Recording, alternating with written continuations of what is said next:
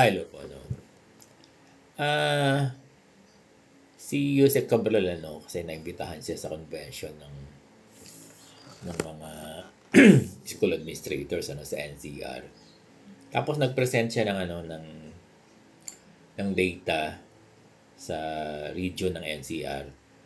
Kung anong mga division ang nagkaroon na ng reclassification sa kanilang mga teachers, no? Total number of reclassified with appointment.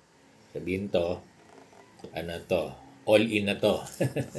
Sabihin may appointment na, no? Tingnan natin, ha. Makati is 169. San Juan City is 15. Ang galing to kay Jose Cabral. Malabon City is 140. Mandaluyong 2. Marikina 126. Muntinlupa 130. Navotas 98. Paranaque 85. Taguig Pateros 122. Parang hindi naman to kalakihan pero meron silang 122, no? Very good. Valenzuela 63. Tapos the rest zero sila. Hindi ako natatawa, hindi. Baka pagalitan ako. Oo. Meaning, out of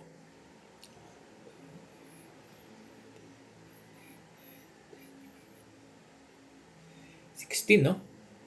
16 divisions. Na, kasi, naano ako, na-slow ako, no? Ilan lang yung merong mga 1, 2, 3, 4, 5, 6, 7, 8, 10. Ang meron ng ano, ang meron ng mga, I mean, mas marami pa rin pala. Ang meron ng mga reclassified with appointment. So the rest, 0. 6 ay 0 pa rin, no? So, ibig sabihin, even sa Metro Manila, ang gusto ipunto ni Sir Bong, marami pa rin division ang walang reclassified base doon sa data ng ng DepEd Central to. Kaya yung kung namumroblema yung mga ibang region, ibang region, yan, Luzon, Visayas, Mindanao yan, di ba? Mindanao, Visayas, Luzon. Dito nga rin sa Metro Manila, sa NCR, may mga division pa rin na wala pa rin na re-reclassify. So pare-pareho lang na problema, no? Pero alam ko dito sa Metro Manila, sa NCR, may fund na. May fund.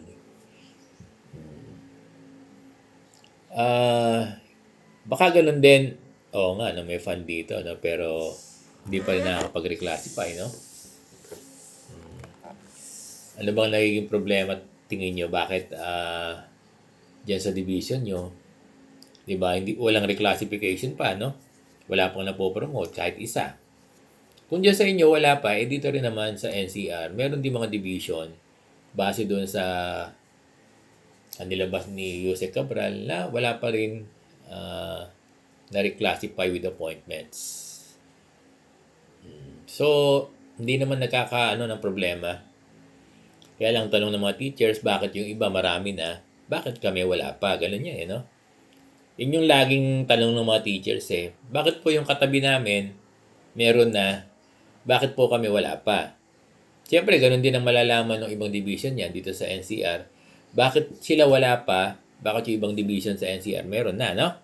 Ganun. Ganun din naman sa ibang region sa probinsya. Bakit yung katabi nilang division meron na? Bakit sila wala pa? Alam niya, minsan hindi rin natin maintindihan Magagaling naman yung mga division offices. Matatalino, mahuhusay naman yung mga SDS, no?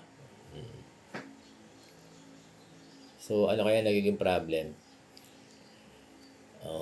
So, pag ganyan na hindi nakakapag-promote pa yung ating division, alam mo sa Caloocan, forwarded na.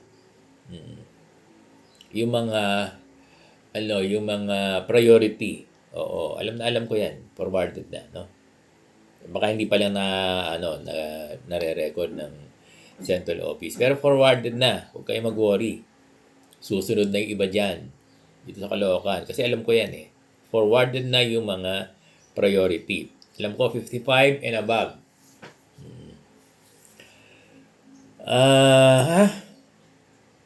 Kulang ba ang budget ng ng DepEd? Pag tinanong mo DepEd, sasabihin nila hindi. Kasi sabihin nila we have enough fund eh. Now we have enough fund para dito sa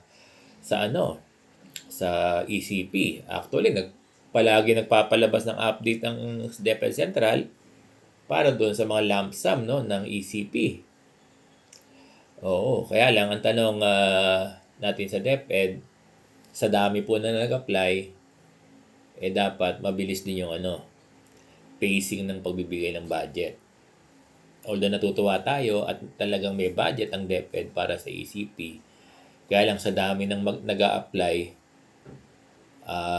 dapat consistent, nire-replenish palagi ng DepEd yung fund for ECP para tuloy-tuloy.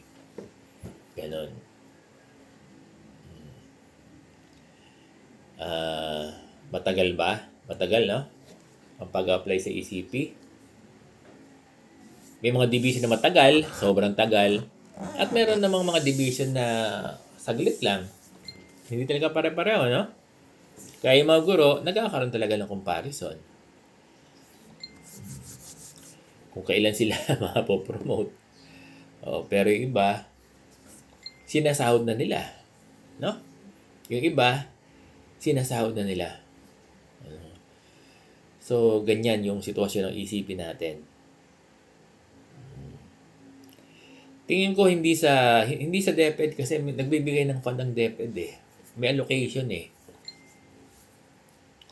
Yung pag-process niyan siguro ng by division. Yung pag-process. Ako nakikita kong problema diyan, yung pag-process ng division. May division na sobrang higpit. Napakahigpit, di ba? Talagang yung mga teacher pumapasok sa sa walang butas. Buti pa nga doon sa butas ng karai, makakapasok eh. Kasi sobrang higpit talaga. Sobrang higpit. Meron lang, kahit outstanding, tiglik eh. Yun ang mahirap eh. Diba?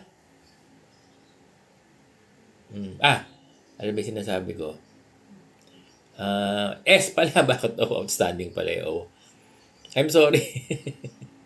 Nawala na ako. Diba? Meron lang S, kahit outstanding, tiglik. Ganyan eh, di ba? So, sana, yung mga division office natin, ma-fast track. Kasi minsan, alam naman ng mga guro na may budget na, pero sobrang bagal ng mga division, no? Kasi may mga division naman na sobrang bilis. Kasi nandun din sa mga personnel siguro ng division yan, no? What do you think, dear teachers? Yun lang.